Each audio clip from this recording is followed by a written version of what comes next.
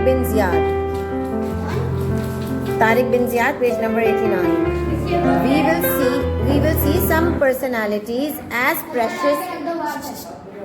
precious gems in the history of Islam, whose stories are of courage, power and bravery have left their unforgettable memories and permanent marks on the page of history. हमारे प्यारे नबी के बाद बहुत सी ऐसी हस्तियां आई हैं जिन्होंने जो एक हीरे की तरह और एक मोती की तरह चमकदार पर्सनालिटीज़ हैं और जिनका सब्र, जिनकी बहादुरी जो है उनसे हमको सीखने को मिलता है. Can you please leave it and come and sit here. Doesn't matter if it open, doesn't matter.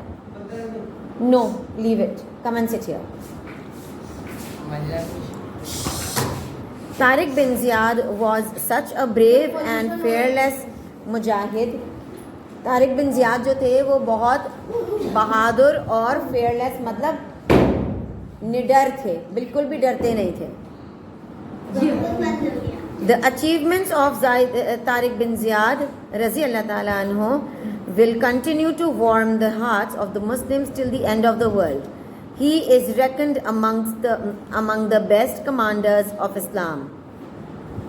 वो इस्लाम के बेहतरीन फ़ौजियों में या कमांडर्स में लिखा जाएगा उनका नाम सुनहरे हरूफ से. बैटल्स, कौन कौन सी जंगें थीं जो उन्होंने जीती थीं? In the reign of Umayyad, जब उमैयद की बादशाहत थी, उमैयद की हुक्मरानी थी. The message of Islam was reaching the far-flung parts of the world. इस्लाम का मैसेज दूर दुनिया तक पहुंचा जा रहा था. क्योंकि इस्लाम का मैसेज दूर तक क्यों पहुंच रहा था, बताएं मुझे. इस्लाम को फैलाने के लिए. क्यों पहुंच रहा था? मतलब और कोई बात इतनी तेजी से नहीं फैल रही थी जितना इस्लाम की बात फैलती थी. इस्लाम मजहब के बारे में.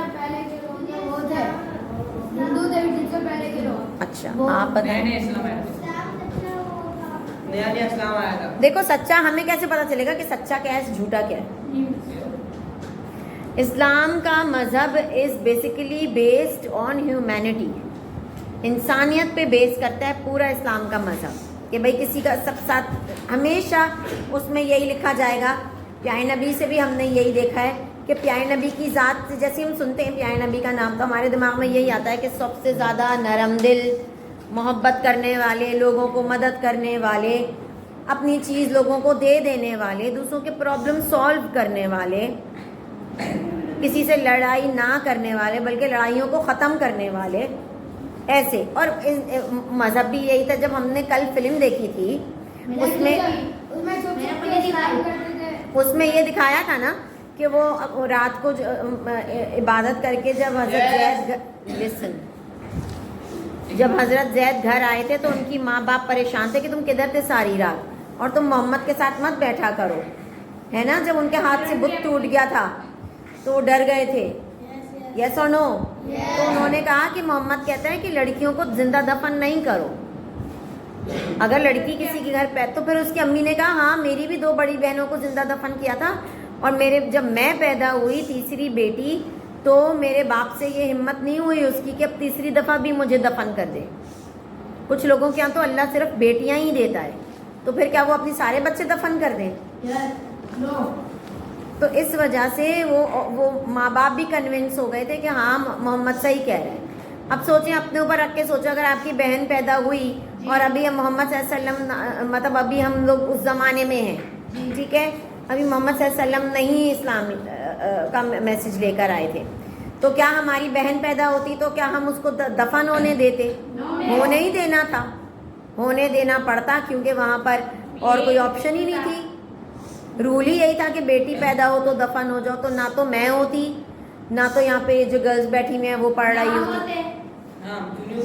हाँ, आप लोग इसलिए नहीं होते क्योंकि आपकी माएँ भी ना होती.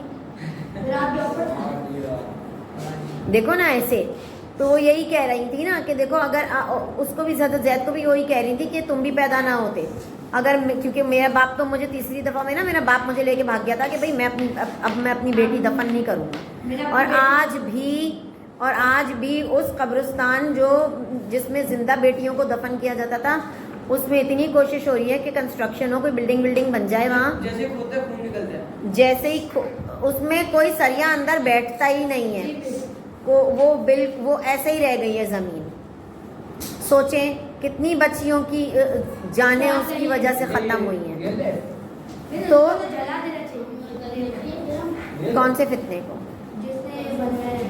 किसने क्या बनाया? तो तब वही तो प्यारे नबी ने ख़त्म कर दिया। देखो प्यारे नबी हर चीज़ प्यारे नबी हर चीज़ दो तरीके से सॉल्व हो सकती है, हर चीज़ या तो गुस्से से या तो प्यार से। प्यारे नबी ने हमेशा से प्यार का रास्ता चुना और बग़ैर लड़ाई के प्रॉब्लम्स को कोशिश की है कि सॉल्व हो। समझ आ रही है? अच्छा जी। In 11th of Ramazan 93 AH, according to in 11th of Ramazan 93 AH, according to 1st of July 712 AD, Islam had reached on the hand Sindh under the leadership of Muhammad bin Qasim. On the other hand, the voices of Allahu Akbar were echoing in the deserts of Africa at the same time. Africa में और सिंध तक इस्लाम फैल चुका था, आ चुका था। At the same time, after जी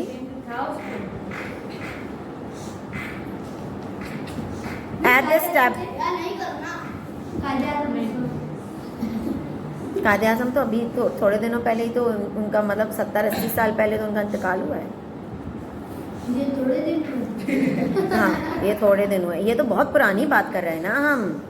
प्यारे नबी की एक फौरी बात जी, जब पाकिस्तान आजाद नहीं हुआ था, ब्रिटिश इंडिया था, बल्कि ब्रिटिश इंडिया भी नहीं था, उससे भी पहले था।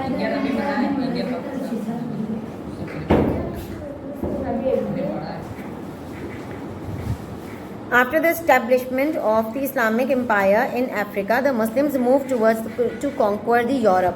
जब अफ्रीका तक भी हमारा इस्लाम पहुंच गया तो मुसलमान आगे बढ़े कि यूरोप को फतह करने के लिए, यूरोप में इस्लाम फैलाने के लिए।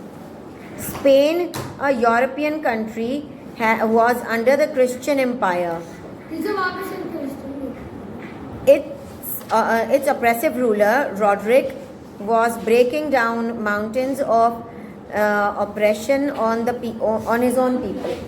बेटा छोड़ दीजिए उसको, छोड़ दीजिए, खुल ही रहा है ना, कोई बात नहीं, छोड़ दीजिए।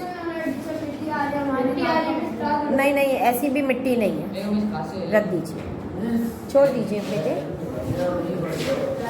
अच्छा जी, तो अब क्या हुआ कि जो स्पेन का रूलर था वो क्रिश्चियन था और वो अपने लोगों पर बहुत जुल्म ढाता था, ठीक है। Musa bin Nusair was a brave and fearless general who conquered Africa and established the Islamic empire there. He ordered his general Tariq bin Ziyad to attack on Spain with an army about 7,000 troops so that the people could be saved from the tyranny of Roderick. अच्छा, मूसा bin Nusair ने Tariq bin Ziyad को भेजा कि तुम जाओ और Spain पर हमला करो और उस स्पेन को फतह करो ताकि वहाँ के लोग जो हैं वो उसकी जो जुल्म कर रहा है ना रॉड्रिक, स्पेन का जो रूलर था, उसके जुल्म से वो लोग बच जाएं, उसके लोग बच जाएं। The Islamic army under command of Tariq bin Ziyad left for Spain. अब तारिक बिन ज़ियाद जो थे वो 70,000 लोगों के साथ और ट्रूप्स के साथ निकले स्पेन के लिए। They landed on the shore and pitched their tents near the mountain. That is why this mountain is still remembered today as Gibraltar, Mountain of Tariq. आज तक भी वो जो पहाड़ जिस पे तारिक बिन ज़ियाद के ट्रूप्स रुके थे, उसको आज भी गिब्रल्टार कहा जाता है, मतलब तारिक बिन ज़ियाद का पहाड़, और तारिक बिन ज़ियाद के नाम से मशहूर है। When the Islamic soldiers saw Roderick's army of 100,000 fighters, they were terrified. जब उन्होंने रॉड्रिक की आर्मी जो कि 1,00,000 ट्रूप्स की थी वो देखी तो वो खुद डर गए, सारे लोग जो तारिक बिन ज़ियाद के साथ आए थे।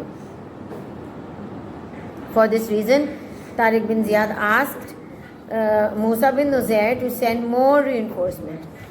तारिक बिन ज़ियाद ने मूसा बिन नुसैर को बोला कि आप हमें और ट्रूप्स भेजें, और लोग भेजें जंग लड़ने के लिए। ठीक है, Musa bin Nusair send an additional army of 5,000 to Spain. 5,000 लोग और भेजे उन्होंने स्पेन के लिए। And the number of Muslims army reach to 12,000। 12,000 लोगों का ट्रूप अप रेडी हुआ स्पेन को फतह करने के लिए। एड्रेस टू जिस आर्मी, अब उनके पास तो और कोई ऑप्शन नहीं था हजरत तारिक बिन ज़ियाद का।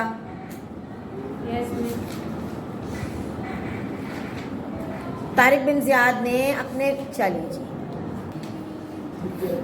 Tariq bin Ziyad delivered an enthusiastic address to the soldiers and said, "Oh brave soldiers, there is no way to escape from this battle now." अब उन्होंने तारिक बिन ज़ियाद ने देखा कि भाई मेरे जो सोल्जर्स हैं वो डर रहे हैं, उस तरफ 1,00,000 फौजी हैं और इस तरफ हम 12,000 हैं। 12,000 भी बड़ी मुश्किल से किए थे, पहले तो 7,000 ही आए थे। अब फौजियों को बकअप करने के लिए, फौजियों की हिम्मतें बढ़ाने के लिए तारिक बिन ज़ियाद ने एक स्पीच दी लोगों को, अपने फौजियों को। उन्होंने कहा कि देखो मेरे बहादुर फौजियों, अब हम यहाँ से निकल तो सकते नहीं, हम पहुँच गए, हम स्पेन के अंदर पहुँच गए। अब हमारे पास एक ही ऑप्शन है, वो है लड़ना, क्योंकि अगर हम खामोश होकर निकलेंगे तो अब हमें वो निकलने नहीं देंगे। जो उनके फौजी हैं वो हमें निकलने नहीं देंगे, तो हम तो हर सूरत मरेंगे। अब ऑप्शन ये है कि क्या हम मेहनत करके और कोशिश करके जीतने की कोशिश करें, या हम फौरी हार मान के मर जाएं। लड़ना तो अब हमको हर सूरत पड़ेगा, हमारे पास और कोई ऑप्शन नहीं है। जी हाँ, ठीक है। The enemy is in front of you and the see behind. आपका जो हमारा जो दुश्मन है वो हमारे सामने है, और पीछे जो समंदर है उस पे भी घेरा डाला हुआ है हमारे दुश्मन ने, जो कि रॉड्रिक की आर्मी थी, स्पेन की। By Allah the salvation is only in courage and perseverance. उन्होंने बोला तारिक बिन ज़ियाद ने कि अब हमको एक ही चीज़ बचा सकती है, वो है हमारी हिम्मत। ठीक है, हम हिम्मत रखेंगे तो हो सकता है हम जीत भी जाएं। हौसला। These are the victorious armies, but armies which cannot be defeated. If these two things exist in the armies, then shortage of numbers cannot harm. Be aware, never agree to humiliation, and do not surrender yourself to the army. उन्होंने कहा कि अपनी बेइज्जती बर्दाश्त नहीं करना और अपने आप को आखिर दम तक लड़ते रहना, ऐसे ही अपने हार ना मानना। Allah Almighty has ordained for you the reward of respect, reverence and comfort in this world, and the reward of martyrdom in the hereafter against the hardships and struggle. So move towards the reward. उन्होंने बोला कि दुनिया में हमको इसका reward मिलेगा अगर हम मेहनत से जंग लड़ेंगे, और अगर हम मरे तो वो शहादत होगी, शहादत का भी हमको फ़ायदा मिलेगा। तो लड़ते रहना, लड़ाई छोड़ना नहीं बीच में, ठीक है। If you agree to humiliation in spite of the help and protection of Allah Almighty, you will be at great loss. अगर तुमने अपनी बेइज्जती बर्दाश्त कर ली और अपने आप को बेइज्जती के दम पे डाल दिया तो आप बहुत अपना बड़ा नुकसान करेंगे। I trust your bravery and courage. मुझको आप लोगों की बहादुरी पर और हिम्मत पर फ़ख्र है और मुझे भरोसा है कि मेरी टीम और मेरी जो फ़ौज है वो ज़रूर जीतेगी. बहुत बहादुर है हमारी फ़ौज. Now there is only one way for you to either fight the army bravely and defeat them और become a martyr while fighting. अब एक ही रास्ता है, या तो हम जीतें या तो हम शहीद हों. ठीक है. तीसरा रास्ता हमारे पास कोई नहीं है. Today if you show your backs, so remember that not only your names will be erased but your descendants will also be wiped off. उन्होंने कहा कि अगर आज तुमने हार मान ली तो ये याद रखना कि तुम्हारा नाम भी हिस्ट्री से ख़त्म हो जाएगा और तुम्हारी आने वाली औलादों के भी नाम ख़त्म हो जाएंगे. ठीक है. तो अब आपको क्या लगता है, वो जीते होंगे या हारे होंगे? 12,000 की फौज 1 लाख लोगों से 1 लाख की फौज से जीत गई. कैसे भाई, कैसे? उनकी अपनी हिम्मत की वजह से और अल्लाह की. आप अगर हिम्मत करें, अल्लाह पे अंधा भरोसा करें, जो हर मुसलमान को करना चाहिए, तो अल्लाह गैब से मदद भेजता है. जैसे ग़ज़वा बदर में भेजा था, जैसे बैटल ऑफ हुनैन में भेजा था. ठीक है ना. अभी तो हमने वो फिल्म पूरी नहीं देखी, उसमें ये सब दिखा रहे हैं कि कैसे तीर खुद ब खुद उड़ उड़ के दुश्मनों को जा रहे हैं. ये इसकी बात हम पहले पढ़ लें, उसके बाद हम बात करते हैं. Conquest of Spain, the speech of. अच्छा, अब क्या होगा? अब स्पेन की जीत की, कैसे जीते हम Spain. The speech of Tariq bin Ziyad had such, इधर हो रहा है, had such an impact on the soldiers that as if they were filled with power.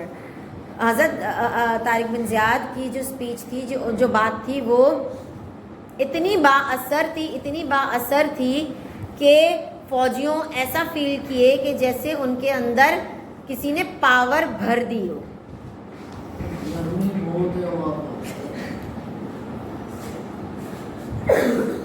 They attacked the enemy with raising the voice of Allahu Akbar. उन्होंने अल्लाह अकबर का नारा लगाया और दुश्मनों पर हमला कर दिया. The fierce battle continued for 8 consecutive days.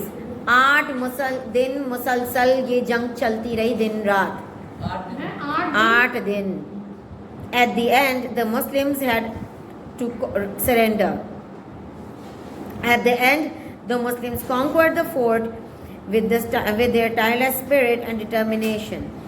आखिर में मुसलमानों की जीत हुई, उन्होंने जीत ली जंग और the enemy was defeated and they had to surrender. जो दुश्मन थे उनको हार माननी पड़ी और उन्होंने अपने हथियार डाल दिए कि हाँ जी, स्पेन अब आपका हुआ. Then Tariq bin Ziyad proceeded and in 711 AD and he defeated the king and commander of Spain Roderick and then killed him. फिर तारिक बिन ज़ियाद ने रॉड्रिक को भी ख़त्म कर दिया 711 AD में. It is also said that Roderick committed suicide by jumping into the sea. ये भी कहा जाता है, कहीं ये कहा जाता है कि तारिक बिन ज़ियाद ने कत्ल किया, कहीं ये लिखा जाता है कि उसने रॉड्रिक ने जब स्पेन मुसलमानों के उसमें हाथ में आ गया तो रॉड्रिक ने समंदर में कूद के अपनी जान दे दी. दोनों बातें हिस्ट्री में लिखी हुई हैं. After that Tariq bin Ziyad conquered Sedona, Carmona and Granada one after the other. ये तीनों जगहें भी तारिक बिन ज़ियाद ने जल्दी जल्दी फतह करना शुरू करी. After conquering Grenada, he hurried to Toledo, which was the capital of Spain. He conquered Toledo easily. उन्होंने टोलेडो जो स्पेन का कैपिटल था उसको भी फतह कर लिया बहुत आराम से. Thus, in a very short period of time, the large area of Spain was conquered. बहुत ही चंद दिनों में ही, कुछ ही दिनों में बहुत ज़्यादा हिस्सा स्पेन का कॉन्क्वर हो चुका था. The Muslims ruled Spain for about 700 years. 700 साल मुसलमानों ने स्पेन को रूल किया। अच्छा, अल्लामा इकबाल ने भी स्पेन के लिए क्या चीज़ है, क्या बात है?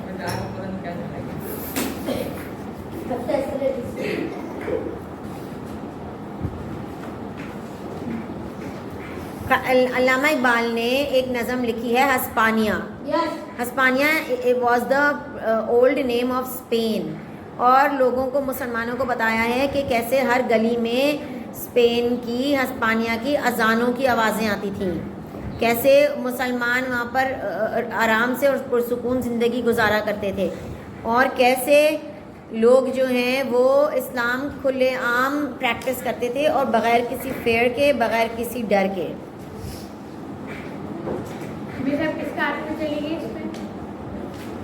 अब तो नॉन मुस्लिम उसने रूल कर रहे हैं। जी बेटा,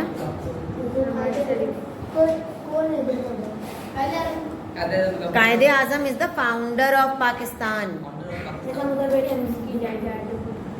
क्यों? बैठो। कायदे आज़म ने पाकिस्तान बनाया और हमें दे दिया, उसके बाद रूलर्स आए और उसको रूल कर रहे हैं, ठीक है। Impact on Europe. The fear and glory of Muslim generals Musa bin Nuzair and Tariq bin Ziyad were dominant on the people of Europe in one hand. So, on the other hand, they were also greatly influenced by their conquest. अब जब वो conquer कर लिया ना Spain, तो बाकी जो Europe था उसमें भी मुसलमानों की बहुत सीधे फोल्ड योर आर्म्स प्लीज, बहुत मुसलमानों का दबदबा और रोब उनके ऊपर पड़ गया और वो बहुत वो हो गए।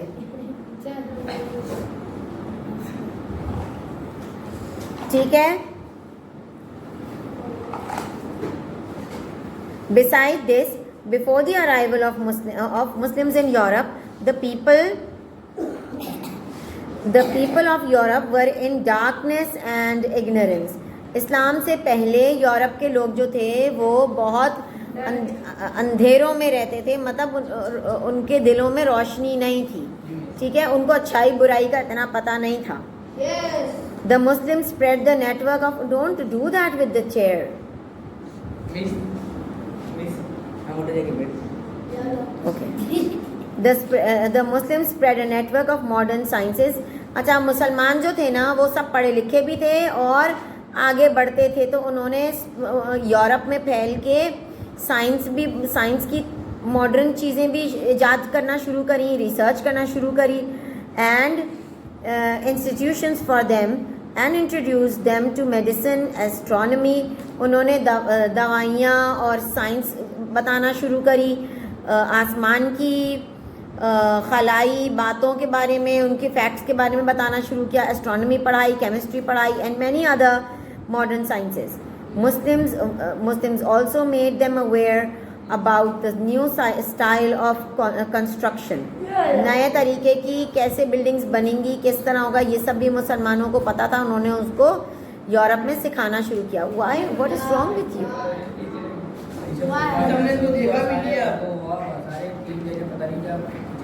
Even today in the Spain there are magnificent buildings of that period. अभी भी स्पेन में उस टाइम की बनी हुई बहुत खूबसूरत बिल्डिंग्स मौजूद हैं। The magnificent mosque of Granada and Alhambra Palace and other marvelous constructions which are reminiscent of the Arab era. ये पुराने ज़माने के जो अरब एरा के जो मीनाकारी और जो काम था वो सब भी अभी तक वैसा का वैसा स्पेन में मौजूद है। समझ आई?